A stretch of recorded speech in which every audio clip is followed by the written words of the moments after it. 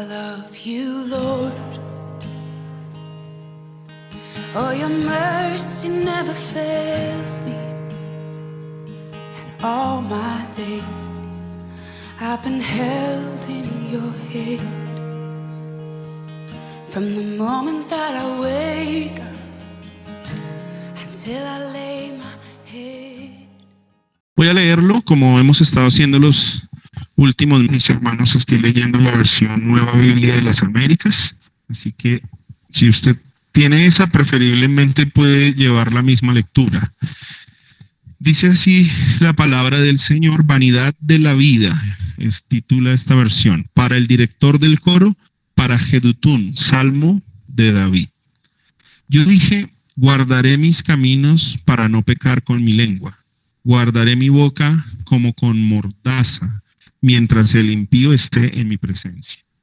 Enmudecí y callé, guardé silencio aún acerca de lo bueno, y se agravó mi dolor. Ardía mi corazón dentro de mí. Mientras meditaba, se encendió el fuego. Entonces dije con agua: Señor, hazme saber mi fin, y cuál es la medida de mis días, para que yo sepa cuán efímero soy. Tú has hecho mis días muy breves, y mi existencia es como nada delante de ti. Ciertamente todo hombre, aun en la plenitud de su vigor, es solo un soplo. Sí, como una sombra anda el hombre. Ciertamente en vano se afana, acumula riquezas y no sabe quién las recogerá. Y ahora, Señor, ¿qué espero? En ti está mi esperanza. Líbrame de todas mis transgresiones. No me hagas la burla de los necios. Mudo me he quedado, no abro la boca, porque tú eres el que ha obrado. Quita de mí tu plaga por la dureza de tu mano. Estoy pereciendo.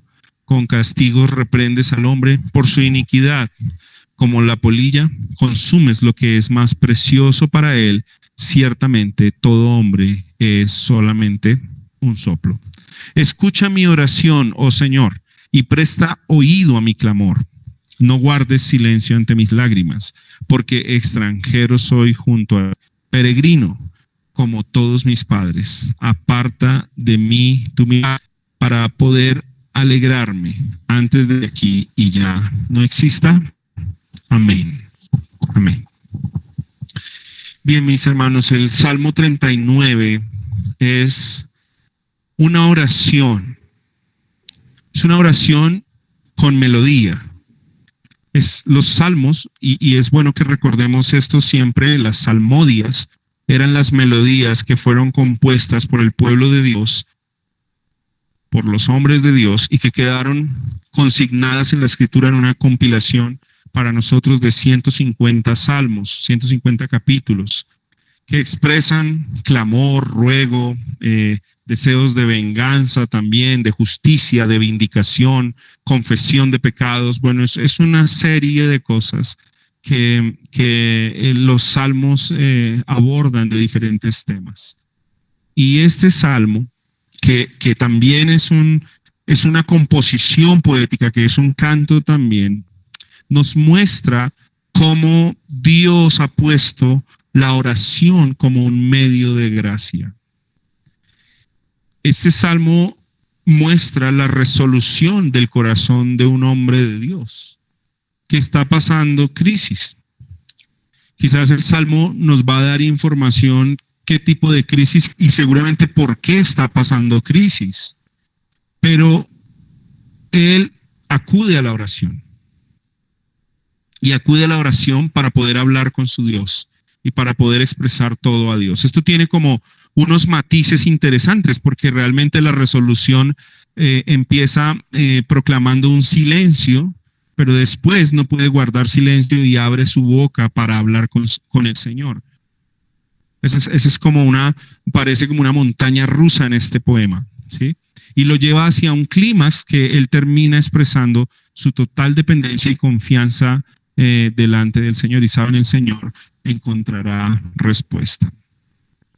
Y yo estaba pensando y meditando acerca de este salmo en el día de hoy.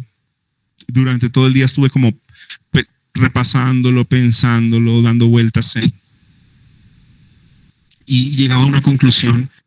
Todos nosotros como hombres, como mujeres, tomamos decisiones y resoluciones. Pero las resoluciones sin un medio de gracia de nada sirven. Esa es una conclusión que yo tengo del tema de este salmo. Todos los hombres y las mujeres existentes en esta tierra, todo el tiempo están haciendo resoluciones del corazón. Toman decisiones, haré esto, haré lo otro, diré esto, dejaré de decir esto. Pero si las resoluciones no están bañadas, si no están acompañadas, si no están llenas de medio de gracia de Dios, pues las resoluciones solo van a ser un soplo. Un soplo. Y mis hermanos, es bueno que recordamos cómo los teólogos han definido la oración. No solo la oración es un medio para hablar con Dios y comunicarnos, sino que la oración es un medio de gracia. ¿Qué quiere decir esto? Que el Señor ha provisto en la oración o ha proporcionado en la oración un medio para que nosotros podamos abrir nuestro corazón y clamar al Señor. Quizás a veces tendremos que guardar silencio, ¿cierto que sí? A veces no habrá mucho que decir.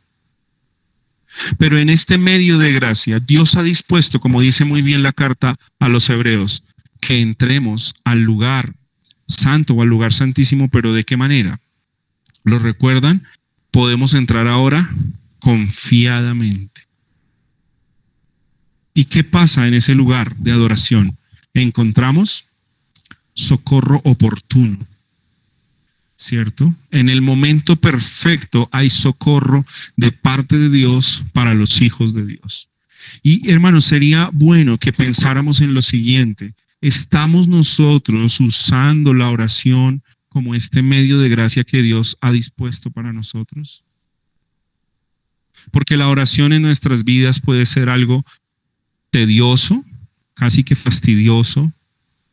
La oración para nosotros puede ser algo pasajero, ligero, quizás que no recuerdo algún predicador de aquellas épocas de antaño que yo escuchaba, pero se me quedó grabadas sus frases, que él decía que la oración para muchos de los cristianos no es más que lograr hilvanar un par de frases antes de quedar dormidos. Y es verdad. Y hermanos, la oración como medio de gracia es, si me permiten usar esta metáfora, es como un lubricante para un motor. Un cristiano que no hace uso del medio de gracia de la oración es como un motor lleno de dureza, de óxido, de solo tornillos, pero sin un aceite. ¿Qué pasa por un motor, por más rústico que sea? Si tiene aceite, funciona bien.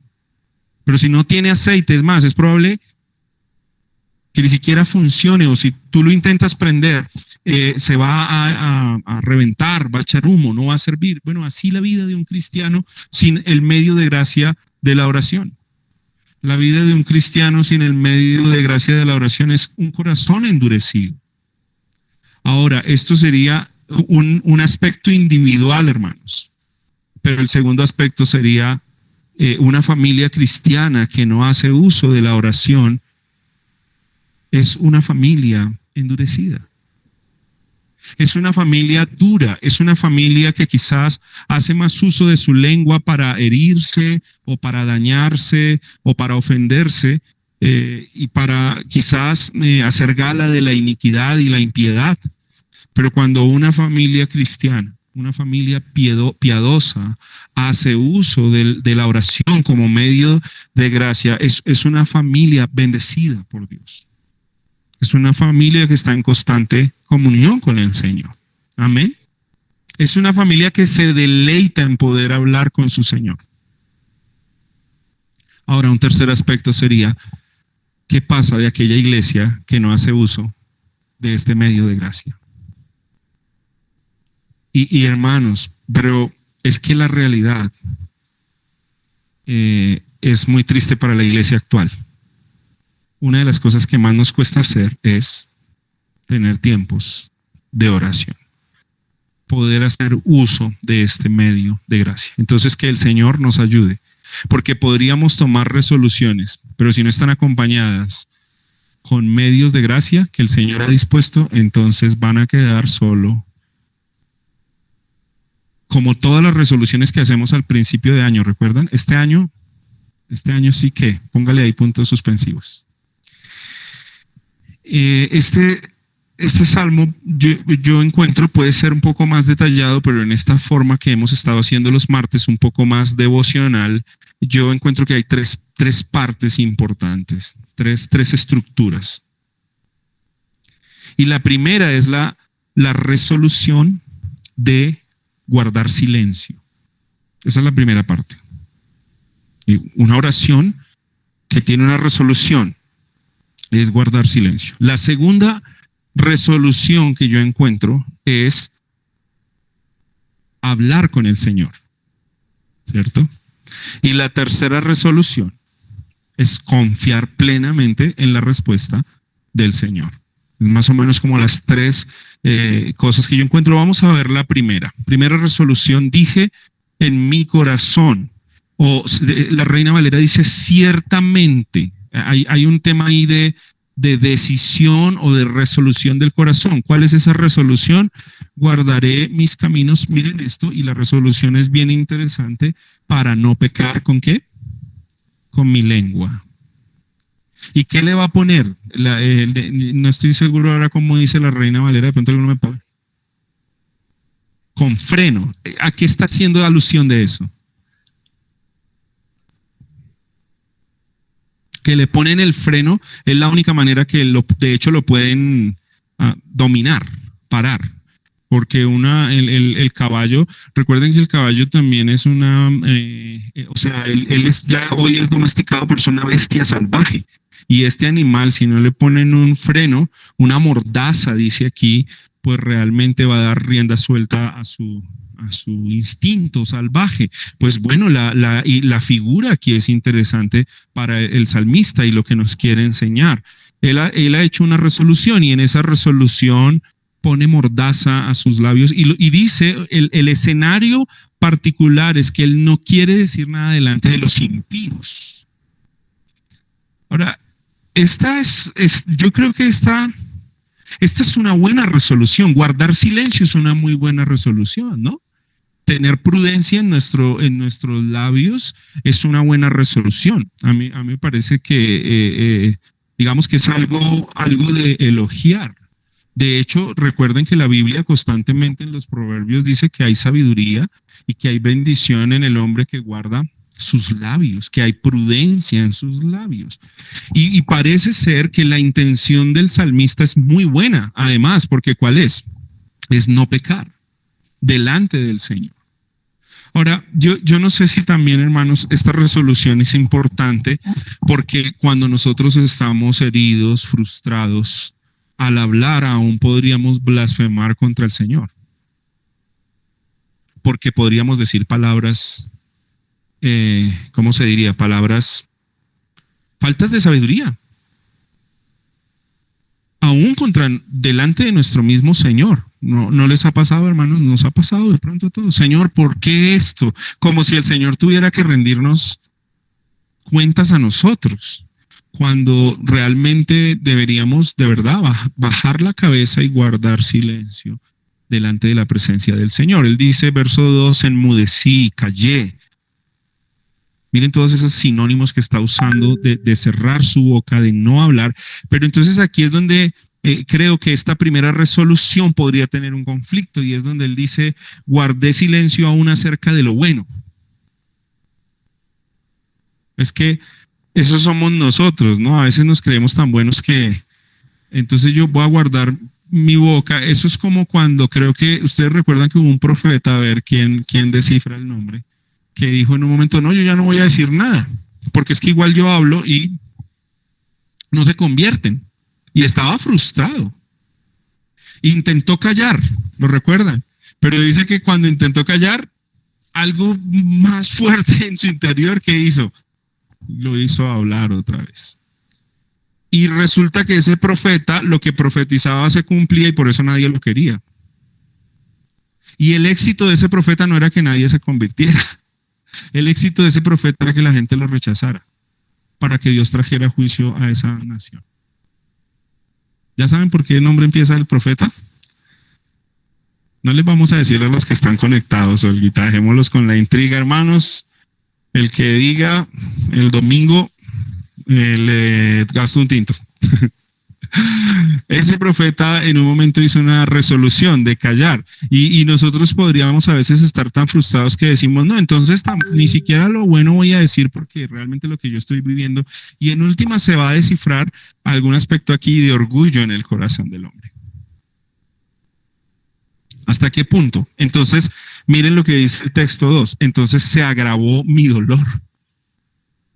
Se agravó el dolor porque él aún decidió callar lo que es bueno. Y por eso en esa resolución, aunque él tiene buenas intenciones, buenas determinaciones, lo que estoy convencido es que el Espíritu Santo lo va a llevar a tomar otra resolución. Porque si no, él lo que va a hacer es pecar. Y miren lo que empieza a ocurrir en su interior. Verso 3. Y empieza la segunda parte de la estructura. Ardía mi corazón dentro de mí. Mientras meditaba, se encendió el fuego. Entonces, dije con mi lengua, hizo otra declaración. Y empieza la siguiente resolución, que es hacer uso del medio de gracia de hablar con el Señor. Yo digo, bueno, este versículo me hace pensar, hermanos, sobre unos aspectos importantes de la vida devocional del cristiano, de la piedad. Por ejemplo, creo que el domingo lo mencioné también en la predicación, es cuánto meditamos acerca de nuestros caminos. Es que es importante parar y es importante meditar qué estamos haciendo. Pero hermanos, esto que está ocurriendo en este versículo 3, yo estoy convencido que es el obrar del Espíritu Santo en el creyente. Porque esto no pasa en un corazón que no tiene el temor del Señor. O va a pasar, pero va a dirigir mal sus emociones. ¿Hacia dónde puede llevar un corazón que está ardiendo? ¿Hacia dónde puede llevar un corazón encendido en fuego? ¿Qué es lo que va a hacer? Y yo creo que a veces necesitamos, hermanos, muchas veces necesitamos que el Señor opere de esta manera en nuestras vidas para que nosotros podamos tener uso de ese medio de gracia que es la oración.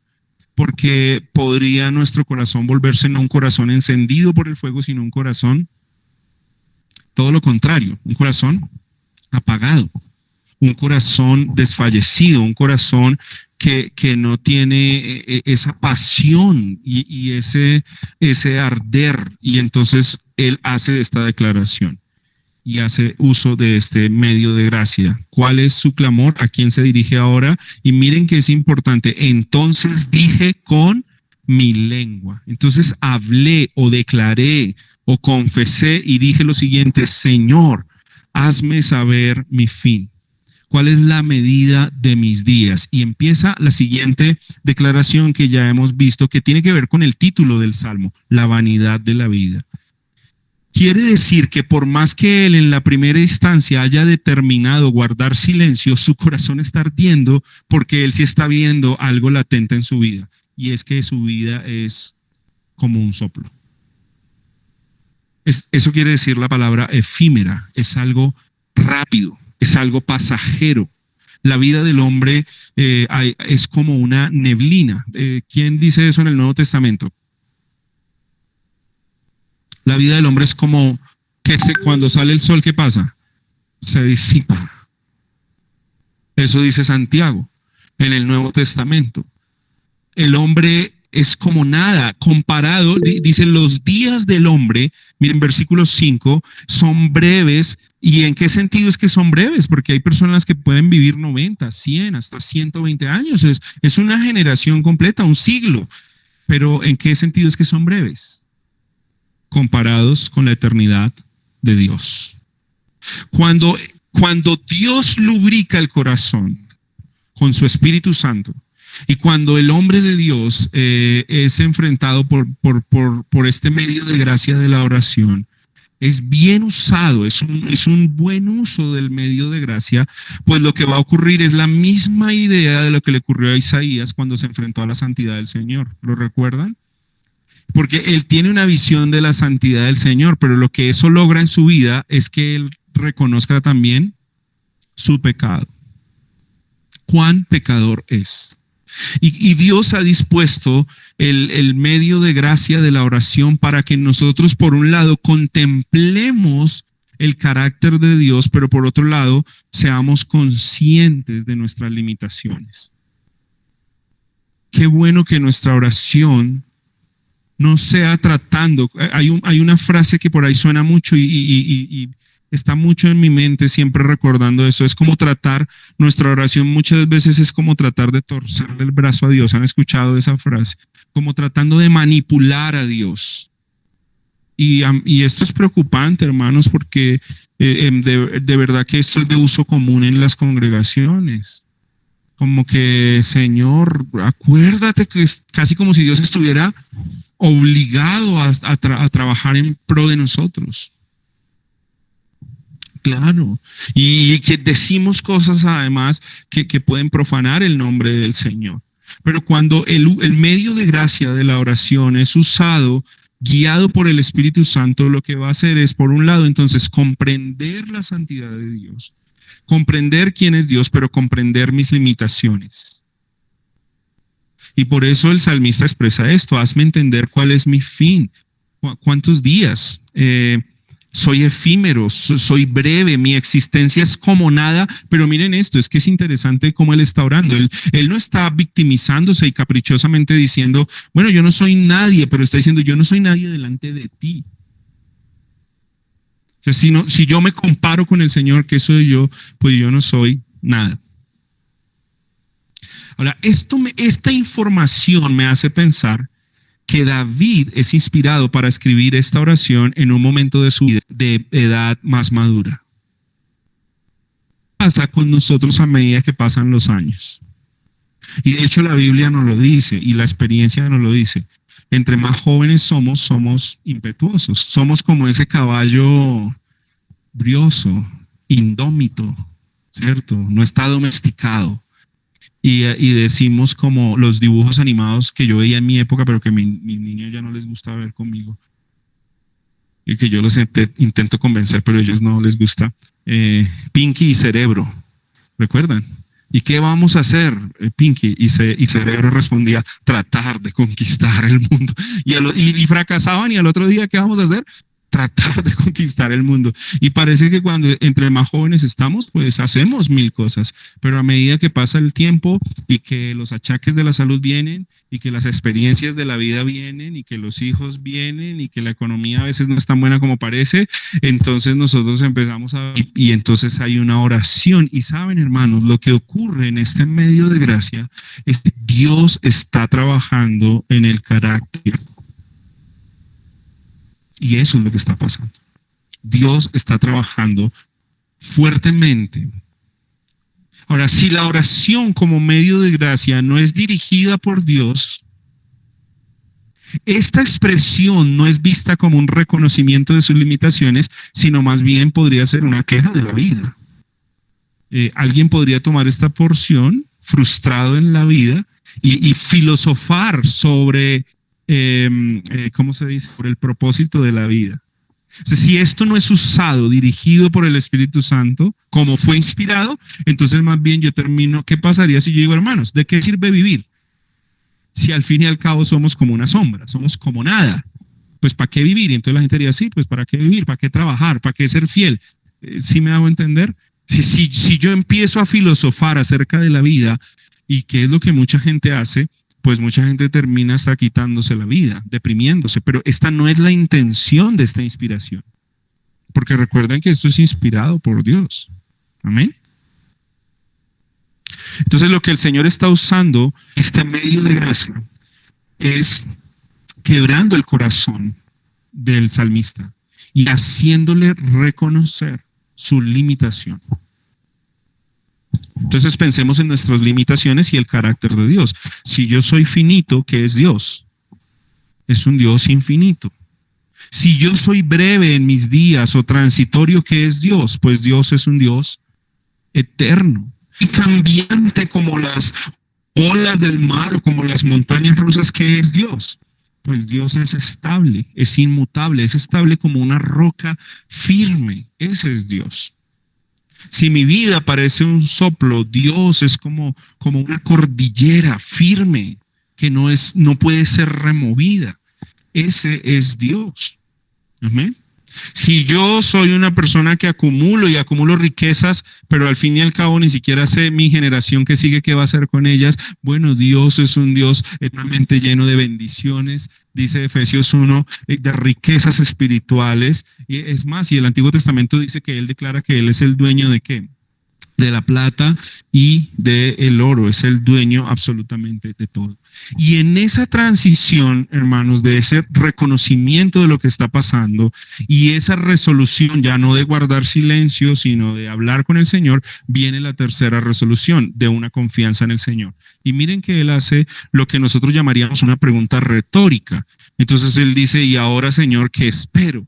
Entonces, ¿por qué retórica? ¿Qué se espera de un hijo de Dios? ¿Qué debe responder? Pues lo que él respondió. Mi esperanza está en el Señor. Mi esperanza está en Dios. Claro, retórica para nosotros como hijos de Dios. ¿Alguien no es hijo de Dios? Esto es una desesperanza, es una filosofía, claro, es una amargura. Pero el salmista entiende que él tiene que confiar en el Señor. Y miren que este salmo, lo estudiamos hace 8 días, el 38, está muy amarrado al Salmo 38. Y les decía por qué es que Dios está tratando con el carácter del salmista. Porque el salmista no está diciendo aquí, bueno, Señor, yo voy a esperar en ti y por favor muéstrame qué es lo que me está pasando porque yo no sé por qué me está pasando esto. No, esa no es la oración del salmista. ¿Cuál es la oración del salmista? Líbrame, Señor, ¿de qué? De todas mis transgresiones. Entonces, en esta oración, que es como un medio de gracia que lubrica la vida del creyente, el Espíritu Santo trae una convicción de pecado en el creyente. Si en el creyente, en el Hijo de Dios, Dios trae una convicción de sus transgresiones para que se arrepienta, Y es interesante porque entonces ahora dice el versículo 9, bueno, yo he quedado enmudecido, no abro mi boca, pero dice el por qué. Dice, porque tú eres el que ha orado. O sea que no es guardar silencio por guardar silencio. Cómo el Señor está haciéndole entender su trato con él, su proceso. Y propio del entender del salmista y del pueblo de Israel, y hermanos, yo estoy convencido que de cada uno de los creyentes, en el versículo 10 y 11, muy amarrado al Salmo 38 que estudiamos hace 8 días, el salmista entiende que parte de sus durezas son el trato de Dios con él. Miren lo que dice, quita de mí tu plaga. Esto es tremendo porque el salmista no dice que la plaga le pertenece a Satanás. Han escuchado que a veces, bueno, yo creo que yo alguna vez oré así también, ¿no? Como Satanás, no te metas con lo mío o algo así, no me acuerdo. Pero uno le hablaba, era Satanás. Hermanos, no sé si eso era una invocación espiritista que hice alguna vez. Pero lo que yo veo aquí es que el salmista reconoce plenamente la soberanía de Dios. Y recuerdan lo que hablamos hace 8 días, por la dureza de tu mano estoy pereciendo. ¿Qué es lo que está sintiendo el salmista? Recordemos lo que dijimos hace 8 días. El trato de Dios lo siente como cuando una prensa, esa fue la figura que usamos hace 8 días, cuando una prensa se pone como herramienta para hacer fuerza, ¿qué pasaría si se pone en algún miembro de nuestros cuerpos? Lo estalla, lo revienta. Pero para entender un poco, él está sintiendo esa presión, claro, y él dice, si esto me sigue apretando, No queda nada. Estoy pereciendo. O sea que esa transitoriedad de la vida no es que la vida sea desdichada. ¿Me hago entender? Esa transitoriedad de la vida en la segunda resolución no es que la vida no tenga propósito, más bien el salmista está entendiendo, y qué bueno esta aplicación para nosotros, la vida es hermosa y es un don de Dios, pero hay que vivirla conforme a los propósitos de Dios. Y cuando vengan las crisis y cuando vengan las disciplinas de nuestro Señor, pues también tendríamos que tener resoluciones en el corazón, confesar nuestro pecado y entender y arrojarnos en los brazos del Señor. A mí me parece sumamente interesante que el salmista aquí no especula acerca de esto. Él no dice, ¿esto por qué será? ¿Serán las maldiciones generacionales? ¿Esto será culpa de mi abuelita, de mi abuelito que pecaban mucho? Él está diciendo, estas son mis transgresiones. Sí, y Señor, esto me está presionando. Verso 11, con castigos reprendes al hombre. ¿Por qué? ¿Por buena gente?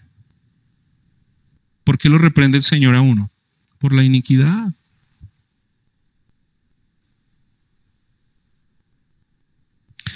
Y escuché un comentario de Spurgeon sobre esto y me pareció muy, muy acertado, muy lindo y lo quiero compartir.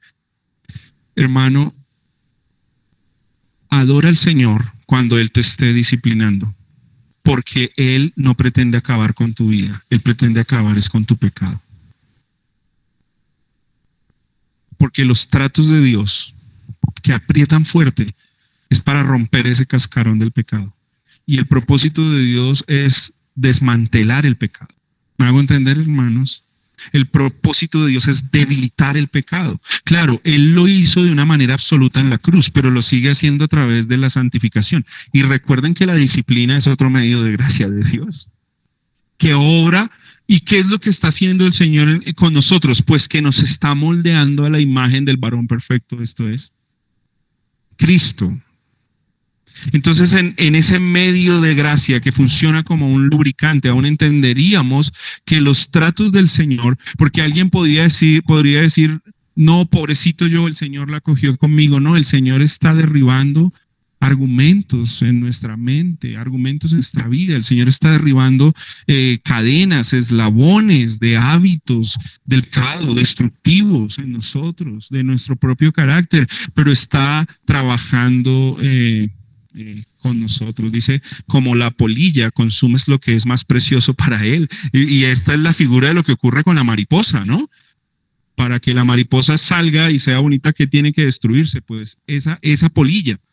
Y se desbarata y se desmenuza. La figura es muy interesante. De alguna manera, para ver el carácter de un hombre conforme a la imagen de Dios, tiene que haber un proceso de transformación, de muerte.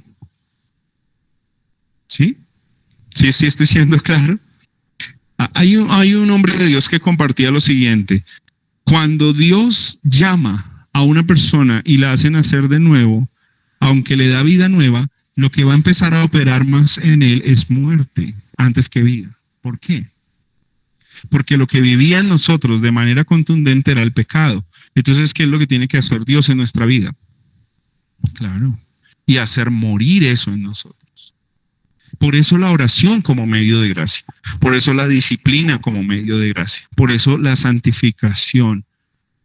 Y él termina diciendo en esta última sección, Señor, escucha por favor mi oración, está oído a mi clamor. Esto está amarrado al versículo 7. Tú eres mi esperanza. ¿A dónde más puedo ir? ¿Dónde más puedo clamar? ¿A quién más le puedo pedir? Qué interesante. Yo delante de Dios o en el mundo de Dios o en el pueblo de Dios no soy más que un extranjero. No soy más que un peregrino. Y reconocer eso es importante para que Dios obre en nuestras vidas. Es lo que el salmista hace en esta estructura y en esta oración. Hermanos, una vez más, quiero preguntar, recordando esto, y vamos haciendo conclusión y cierre, ¿estamos usando la oración en verdad como un medio de gracia en nuestras vidas? Y yo mencioné 3 aspectos al principio que quisiera que los pensáramos muy bien en la aplicación, que es un aspecto individual, un aspecto familiar y un aspecto eclesial. Que el Señor de verdad obre en nuestras vidas. Y no solo nosotros tengamos resoluciones importantes, sino resoluciones acompañadas o bañadas de medios de gracia. Y que podamos honrar al Señor. Hermanos, este Salmo 30 quedó como un modelo de oración para el pueblo de Dios. Quedó en el canon de la Sagrada Escritura, en el libro de Dios. Es inspiración de Dios. Y si lo leemos con los lentes del mundo y entramos a hablar de la transitoriedad de la vida, pues terminamos todos llorando y con ganas de cortarnos las venas. Pero esta no es la intención de este salmo. La intención de este salmo es entender cómo Dios opera en la vida de sus hijos. Cómo Dios obra, disciplina, cómo Dios trata con sus hijos, pero no los deja solos, no nos deja solos. Él ha prometido estar siempre con nosotros, dejar su Espíritu Santo para que trabaje en nuestras vidas.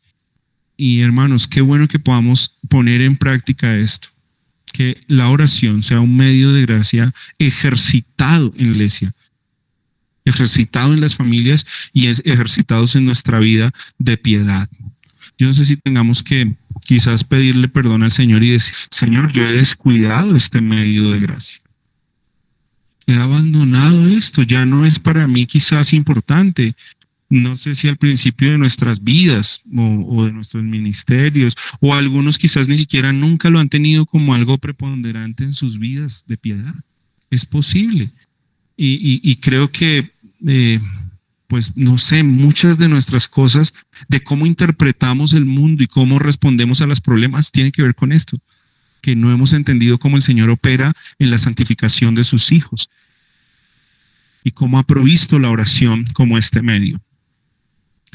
Y por lo menos yo veo aquí, hermanos, para que lo recordemos, por lo menos veo 3 cosas importantes que operan en este medio de gracias para la santificación del creyente. Uno es meditar sobre nuestros caminos. Yo creo que es algo sumamente importante, meditar.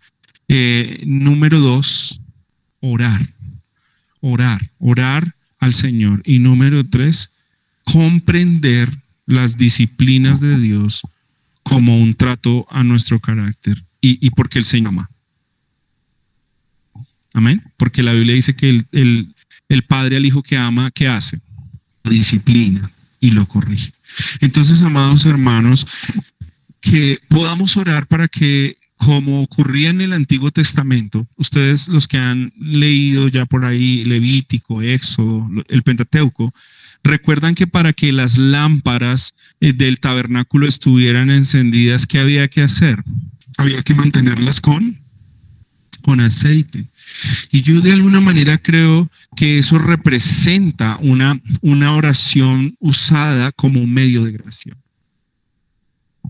Y es que el Espíritu Santo usa esto como un lubricante, un aceite precioso para nuestras vidas, nuestras familias y para nuestras iglesias. Amén. Que el Señor nos ayude y que el Señor use estas oraciones. Qué bueno sería, por ejemplo, hermanos, tomar estos salmos como el 39, como el 38, y no sé si alguna vez han hecho este ejercicio, leerlos como en forma de oración, como si nos apropiáramos de ellos. ¿Han hecho este ejercicio alguna vez?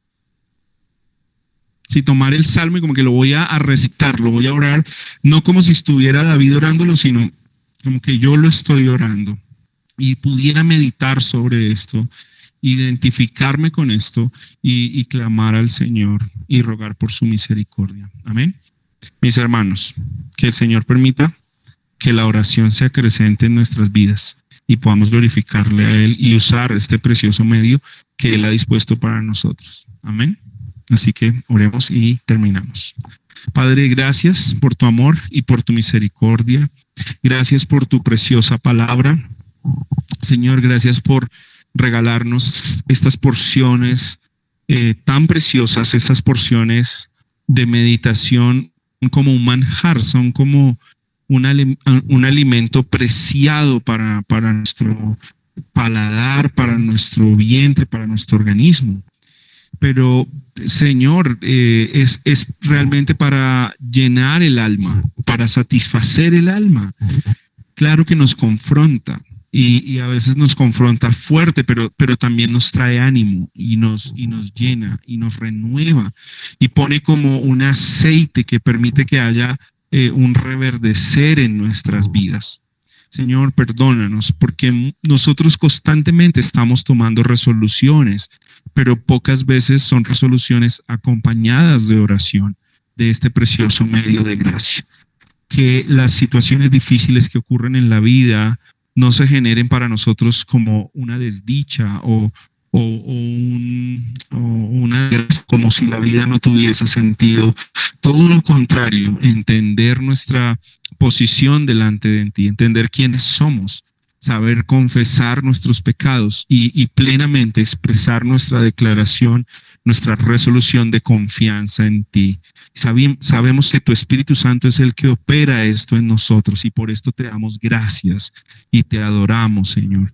Y que, Señor, nuestra oración a ti sea usada de una manera correcta, beneficiosa, acrecentada, ferviente, Señor, tanto en nuestras vidas privadas de oración, con nuestras familias y con nuestra iglesia. Que podamos, Señor, ver la oración, la disciplina, como medios de gracia que tú has dispuesto para nosotros, para crecer en santificación y para honrarte en todo lo que hacemos. Señor, damos muchas gracias en el glorioso nombre de nuestro Señor Jesucristo.